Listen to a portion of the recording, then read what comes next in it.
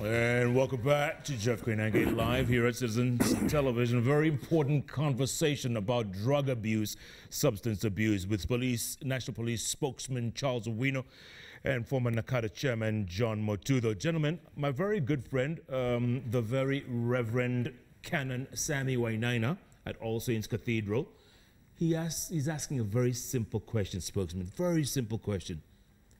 Who sells these drugs? Who is selling these drugs? Why can't we cut that off? We know who's selling, or we must know, cut off from the source. This is an international trade, and that is why you find a lot of drugs not actually coming from within the country. And we also realized, interestingly, even bangi, we used to get much bangi coming from Tanzania and from Uganda. But currently we are getting a lot of bangi from Isiolo route, Moyale. That means from Ethiopia. A lot of it is coming into the country. We are planting very little bangi. A bit of bangi you find planted around Mount Kenya. You find a bit of bangi planted in Mount Elgon, Western Kenya. A bit of bangi maybe around Migari area. But much of the country, we don't have much bangi, and we don't have cocaine, we don't have heroin. So much of it is coming from outside. And that is why you find that the regulation is now empowering the DPP to even get evidence from international level, and that evidence be used to convict a person locally. And you find that the persons dealing with it, therefore you're talking about the source. The source may not just be locally here. The source may be out of our country, and therefore people are using other means and collusions to ensure that they bring in the drugs. And also this is a trade that involves huge money, a lot of money. And where a lot of money is involved, there are so many people, there are so many things involved. There's death involved, a lot of threats involved. There's huge exchange of money involved. It's not done by ordinary persons. And therefore, and also they try as much as possible to close their routes and destinations. So it's not just an ordinary thing. And that is why when you look at, for example, Mexico and US, you find that this is a big menace to United States. And with all being a first world, with all the money that they may have, with all the technology that they may have, the drug is still coming in. So we cannot say we lose hope, and that is why we are coming with these stringent measures to ensure that we manage our country. But from where I sit, I think we are in a position to manage drugs. And we've done it fairly well, but we still have window to do much better. And yet, at the same time, Chairman, we're still hearing our children, young people, drug use is on the rise. More and more. I think there's one weakness we must accept, that when we did the NACADA Act, it was envisaged that we are going to have strong enforcement. When we did Motudo laws, it was envisaged we are going to have very strong enforcement. In Motudo laws, that is Section 55, it was very clear that those people who are going to do enforcement, officers who are going to be selected from across section of the society, from the military, from the teachers, from whoever, people with a passion. And then they would form that special unit that were going to do enforcement. For strange reasons, when I was at NACADA, I went to headless meetings, and the numbers were 250 men, and that was never implemented. The same thing with the NACADA Act. There was a proviso for enforcement officers. Enforcement officers simply are dedicated people who will work with the communities just like the sheriffs do in the US and other places, other than the regular police. Because in Kenya, and I must comment about this, we have so many branches of the police. We have also anti-narcotics, people who do the anti-narcotics. But the way it is done here now compared to what we are seeing other places, you need to redesign ourselves again so that we have a dedicated enforcement wing, which is more sectorial. All units making all formations, joining hands, for a purpose. From people in transport, to people in agriculture, to people in government, chemistry, and others in that particular unit. Because, like for instance, miraa, people don't like to hear the word miraa. The active ingredient is cathins and cathinones.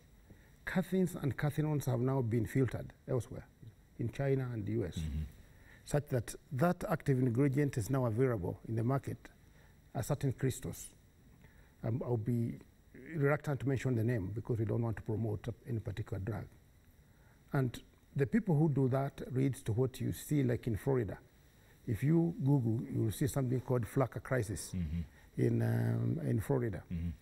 So on the part of the government, outside this particular tool, they must at least do the following. One, they must implement the existing statutes properly. Like the Mutuzo laws had envisaged to have about 5 regulations, but only 1 regulation was gazetted. 1 out of 5? Out of 5. 1 out of 5? 5, yes. So there was a regulation on quality, which was never done. There was a regulation on rehabilitation and treatment, which was never. And all the ministers, from the late Saitoti, and I think he's seeing and hearing me in heaven, will know that I went there severally. Gaiseri, I went there severally. All of them, I did go there. I've not gone to see my friend Matiangi, because of course I'm not in that one now. But you can say, but you admit we let down our children. We have let them down. That's a fact. Let's not go around it. We have let them down. And particularly when you come and look at these people, the 41 kids down at where was this? In Kiambu. It's not Kiambu. The 41 was in. The other day. Yeah, Mountain View. The little party in Mountain View. Mountain View.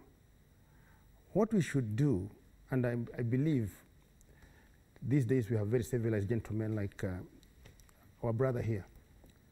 When such an incident happens, and Kenyans, please listen, we should have 2 teams.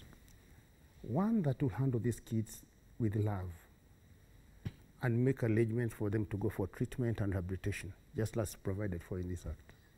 Then the tough guys from the police, the guys in blue, to come and have these guys jailed forever, the ones who organized it, the owners of the premises and so forth and so on. So the children's department should not just leave it to the police.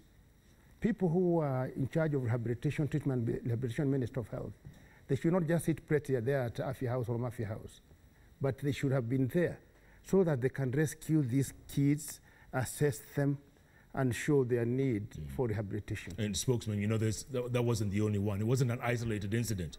No, it isn't. But interestingly, parenting has become very difficult. I think life has changed. Most of the people who are born Mheshimiwa's age and below, their parents were not even working much, so they were taken care of. But currently, our age, there's a lot of competition. People looking for money day and night. Your wife is working for many hours, you are working for many hours. We don't know where our children are. And it is causing a lot of problems because of the way the world is moving too fast. And therefore, parenting, we are not doing it appropriately. And that is why you find that we are not hands-on, or sometimes we don't even know where our children are. And then they join together and they start doing things which are wrong. And then also this period of COVID, we have also had a situation where children have stayed home for too long. Some of them have reached adulthood, and they would say, oh, we were bored. Like, remember the 6 girls who said they were bored. So we have a lot of challenges that is facing us. And you know, when these children come together and they socialize, and a few of them are smoking, taking drugs and drinking alcohol, eventually they influence even the other groups that are coming up. So it's quite a big challenge, and the way he has said it, we don't just go for the punitive action of the persons who are involved because they are children, but we go for punitive action against the organizers of some of these events. I think that would be quite important. Chairman, you mentioned miraa a moment ago. Yes. Look, miraa has 22 varieties. What that plant called miraa has 22 varieties. One of the varieties is called muguka. Muguka is cheap, And if you look through Mogoka growing zone, what's happening now, it would make the Minister for Agriculture resign if he knew what he was supposed to be doing. Because this is a cash crop. Miraa is a cash crop. Mogoka is a cash crop. You cannot expect the police to come and teach you how to run your economics at farm level. But as long as it's paying, as long as they're harvesting and they are able to get access, they will continue doing plantations. There was a senator in Naivasha who did 2 acres. A nominated senator of Mogoka. And I really protested one time out there for economic reasons. So what we need to do now is have a program, a specific program that will go to Miraa and Mogoka zone, alternative radius. I'm an agricultural specialist. I'm not a drug specialist like people imagine. And it is possible. That same sunshine, that same water, that same fertilizer, that same garden that produces Mogoka can do herbs of international quality. And I've seen farmers in Israel. I know one farmer called Barak. He exports herbs, these herbs used for our food, to a level of about 2 billion shillings from one farm. So there's a lot you can do. But this calls for concerted effort. All agencies must come in. Depending on how you are trained and who you are supposed to come in and now help on that particular side. But there's a local market, there's a supply, a demand for this Mogoka you talk about. Yes, you see, there is demand for it. But you can cut that chain by bringing in something else for them to do. Just like you see when you get a chocolate or somebody, you give them a skill and then they stop that bad habit. So the other bit we need to look at in terms of... but basically, let me ask you this. When you see people chewing at a petrol station or either hanging out at a petrol station, is that legal? I don't think Miraa is outlawed here. It's not. As they have done it in... It's not what? It's not outlawed. It's not outlawed. It's not outlawed. Yeah. As they have done it in Tanzania. And I don't think it is even in this bill because it would involve quite a lot.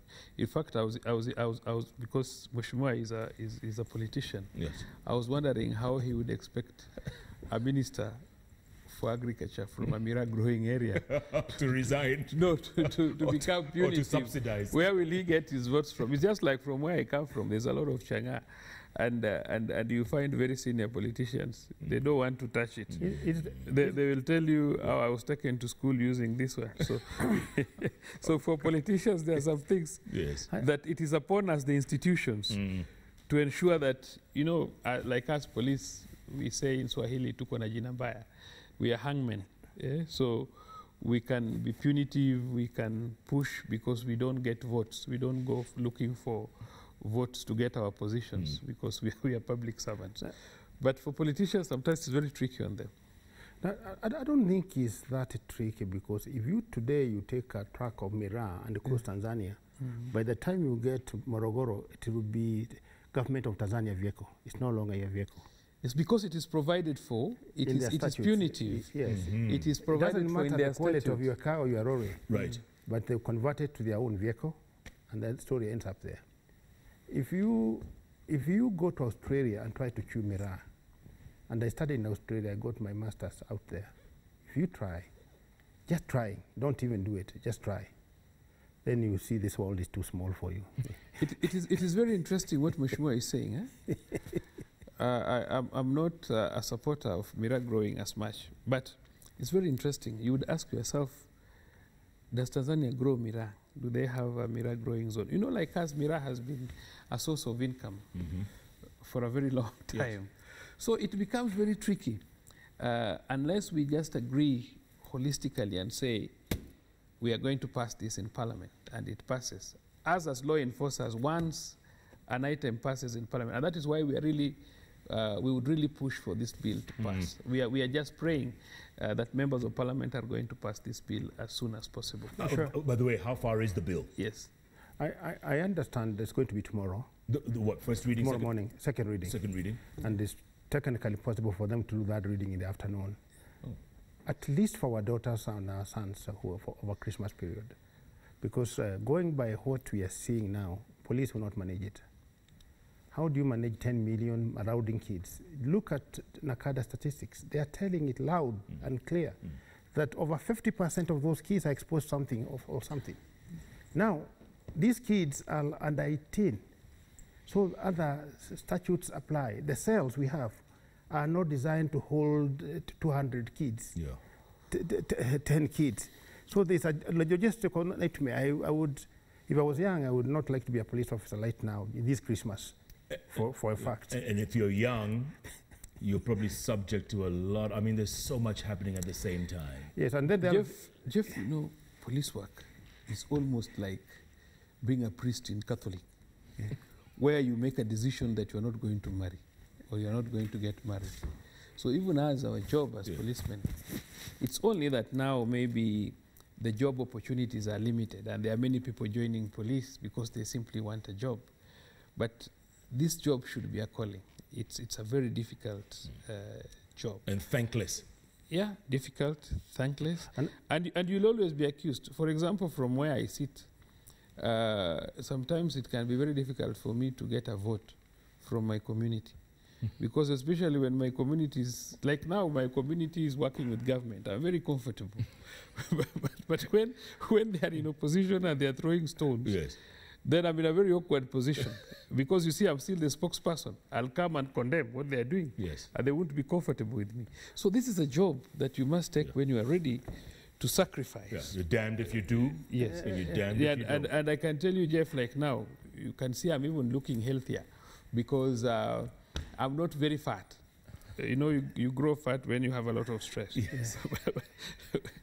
But now, I want to hope in the next 2 years, I should be somehow smaller than you because I'm very comfortable. My community is fully working with government. They don't attack me anymore. So you're not stressed. Become their darling. By the way, talking about police, I run the biggest rehab in Africa. It's called JOMEC, John Mutude Empowerment Center. The biggest rehab in Africa? Yes. And the most advanced in technical treatment or medically assisted therapy. And some of our clients include civil servants, police included. And the police particularly have very, very impressive response. It's very hard in a rehab to show more than 2% success. But we have recorded in one bunch, police officers, 85% success. 85? Yes, and some of them have been promoted. Wow. And you should keep on. The other civil servants and others, instead of sacking those people, it is good if they are rehabilitated. Although there are challenges too, because you find there's a beast or an animal called NHIF, which will frustrate settlement of their... Gentlemen, let's look at some feedback of this very important subject, shall we? Where are we? Okay, here we go. Tweets coming in thick and fast. Simba GK says, I've had a personal encounter with episodes of drug abuse, and resolving to sobriety was an uphill task. It's been 8 months now since I decided to stay clean, but the cluster headaches and insomnia that comes with withdrawal gives me a rough time. Chairman, you know about that. Lots of withdrawal symptoms, huh? He needs to go to professionals. Say that again. He needs to go where? To the professionals. There are 10,000 trained psychotherapists in Kenya. Most of them jobless, from certificate to PhD. I repeat, 10,000. Trained. Trained. Not just quacks, trained. Let him find any one of them anywhere. They are available all over. Even through at Red Cross or any rehab. But Chairman, give him a little credit. He's done 8 months, huh? He's done okay. I mean, at least he's tried. And he can recover within maybe a month or two with this. Please don't hurt yourself, Joe. Don't hurt yourself more. Just go. There are some drugs which will be given. There's some there's the methodology they use such that they trim you, and then you go to the right way of thinking the way you want to do. But it's highly professional. Don't do it yourself. Yeah. Trust any of the 10,000 psychotherapists available in the country. Okay, Joe Karobia says, I am organizing Matatu workers, and this industry abuses drugs due to stress and long working hours. Many workers suffer stigma years after they were arrested, smoking cannabis, and went to prison. How can we assist them get clean police clearance certificates? We will issue police clearance certificates to anyone, even if you have committed an offense, but we shall indicate the offense that you committed. We no longer deny people. Long before, a few years before, if you had committed a serious crime, then we would not give you a clearance certificate. But now, we give clearance certificates, but we indicate the offense you had committed. So it's upon the employer or whoever wants to take you to say, despite the fact that he smoked bang, maybe I can still use him now as a driver because he has been rehabilitated. Or he committed an assault. What were the circumstances? Right. I can still employ him as an accountant. So we still issue, but we cannot tell you we'll give you clean. We will give you a certificate, but the certificate indicates the offense you had committed. Even if it's just that one time you were caught with bangi? Yes. As long as we have records, we will indicate. I think I would differ with you on that one. Because you see, like I've seen some of your officers, and I'm saying with a lot of humility and respect. The other day I went to my bank, and it was about 2 minutes before 4 p.m. And I was just focused in entering before doing all these COVID-19 procedures. I had somebody try to salute or saluting, and I got alarmed. Checking on, he's a former client. He had been promoted, and the guy is neat. There is an officer who was in prisons. He used to beat up everybody. Today he has a car, he bought a car, he runs a farm, he has a family. I think there's a difference of what he's saying. This person may not have been arrested and charged. Right. Maybe he was found to be an addict and was taken for rehab. But once you've been charged in court and convicted, and you've been convicted, and there is a record for conviction, the person who gives the certificates is called criminal registrar. He keeps a register of people who have committed crimes, people who have been convicted in law. So what would happen is, it is the law. If you go to Parliament and you pass a different law, that after a period of time, maybe somebody can be cleared, that would be different. But as it stands today, once we found you had committed an offense, we will give you the certificate, but we indicate in the certificate the offense that you committed.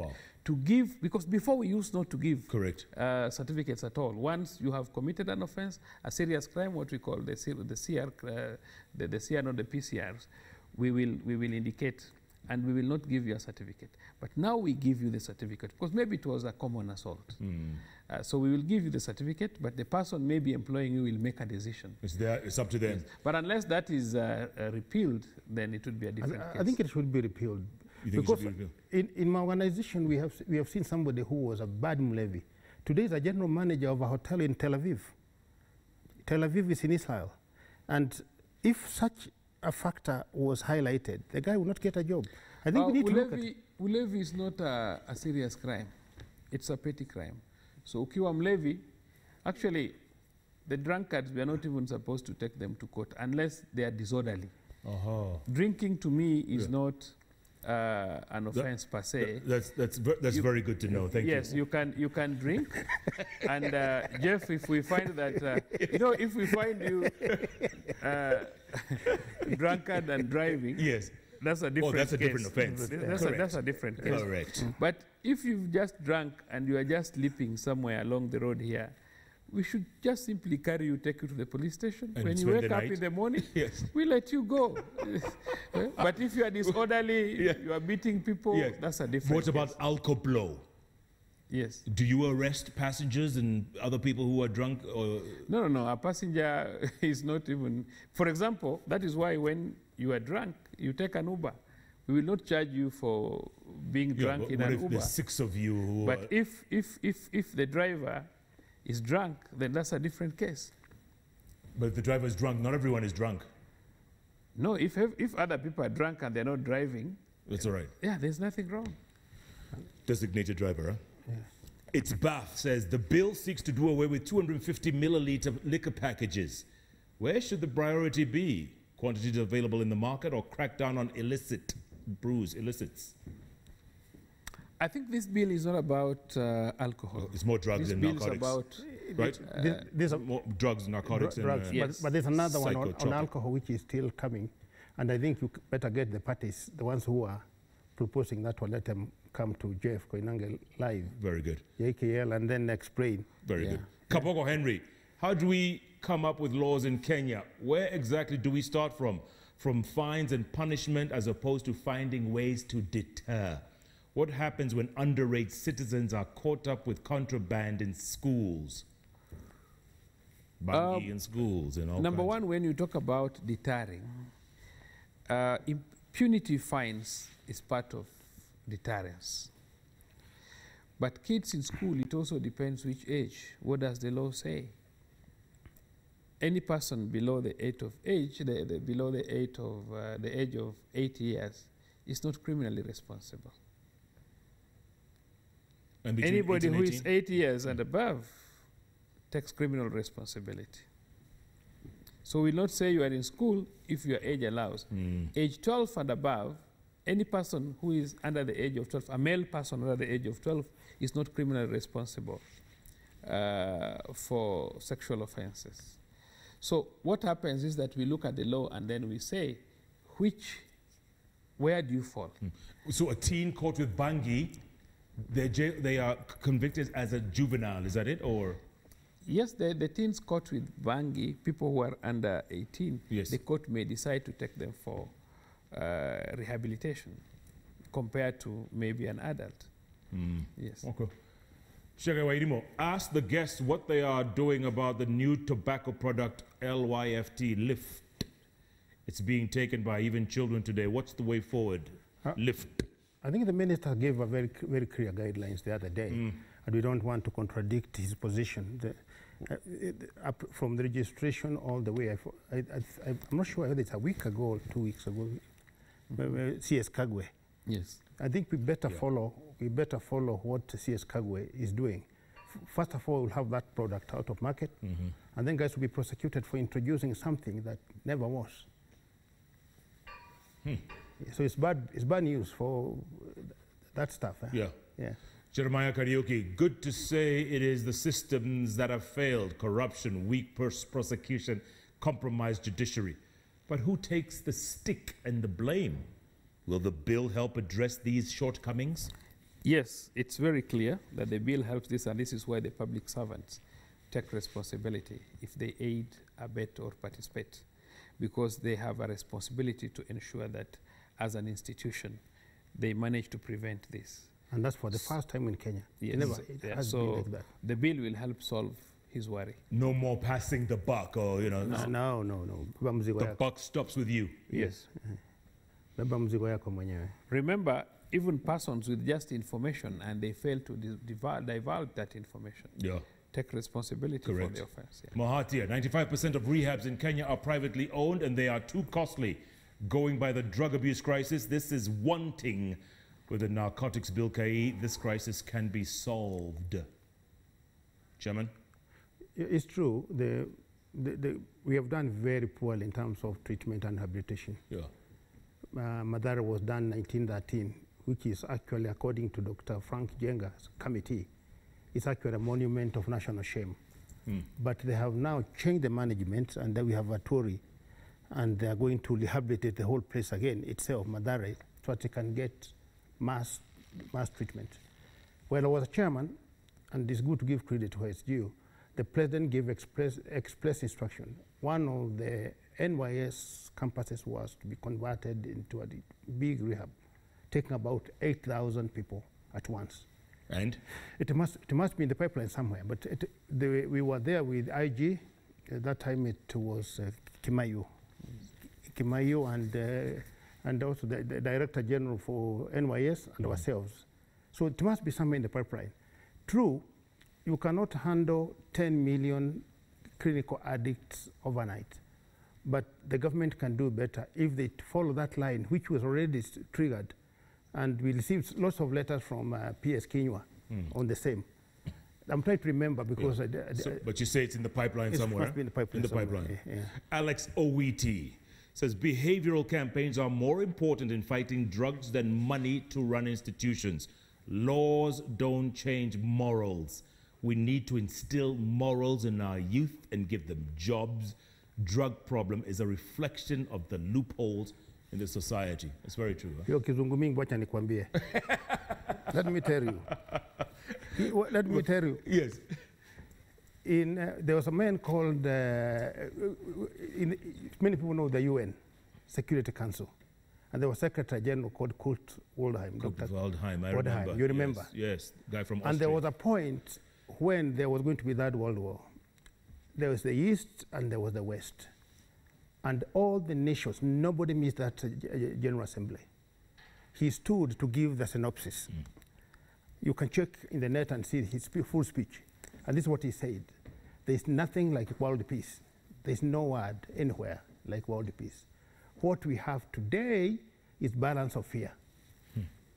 The West knows clearly well what will happen if they try to touch the East and vice versa.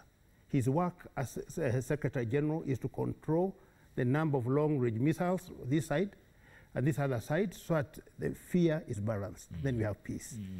As long as police are known, they will come and swap you, and you as a parent, you refuse to take care of your child, you are now going to pay rehab charges.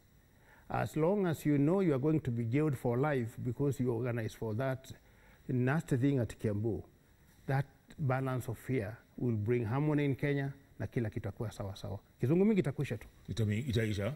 Yeah. Spokesman, I'll give you the last word. As police, we are simply officers of the law, as I've always put it. We are committed to ensuring that we support our country in terms of our general security. I request every member of parliament to support us in this particular bill to ensure that it passes, to enable us seal certain loopholes that would otherwise would help us in preventing this menace. When we prevent drug abuse, then we prevent almost 30–40% of crimes that would otherwise occur as a result of people who are stupefied with drugs. So I wish them the best of luck. It is not yet with us. We hope immediately it is passed, it will give us an opportunity to enforce it accordingly. We are ready and waiting for Parliament and the President to assent to it. And by the way, if it is passed, if the President does assent to the bill, how soon before implementation? It will depend on Mr. Matiang'i. He can do it rather on Saturday. Wow. He can gazette it. The procedure is first reading, second reading, third reading, goes to the President, accents. Then, within a period which they specify there, the President is supposed to do.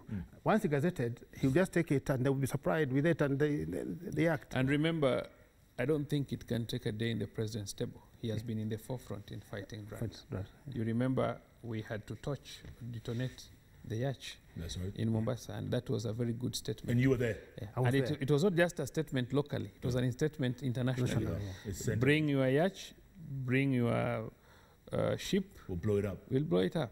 And it was brought. You were there. It's a very important. There was drugs inside. Yes. It's a very important message. Yes. And it is a serious goodwill from the head of state. So we don't expect it to take long. Once Parliament passes this bill, then we believe that it will be implemented very soon. Very good. Yes. Gentlemen, thank you so much for your time and a very important conversation. Let's hope this bill passes. We'll keep talking about it. Yeah, sure. Keep talking. Let's keep talking. And anybody who knows that mad party, he knows the number to call, 999. I'm sure it's 999. They are very good officers. Try that number. Yeah. They respond. It works. 999. 999. Former Nakada Chairman John Mutu, the National Police Services spokesman, Charles Owino Wahongo Ruat. Yes. Did I get it? Correct. Gentlemen, thank you for your time. Thank you. And thank you for being a part of the 3 letters on the keyboard that follow each other every Wednesday night. JKL. It's a very important conversation. We've got to keep talking, because the moment we stop talking, you know what happens. And keep tweeting at Koinange Jeff, at Citizen TV Kenya. The hashtag is JKLIVE. Thank you. God bless you. Good night. And let's see you again next week, same time, same place.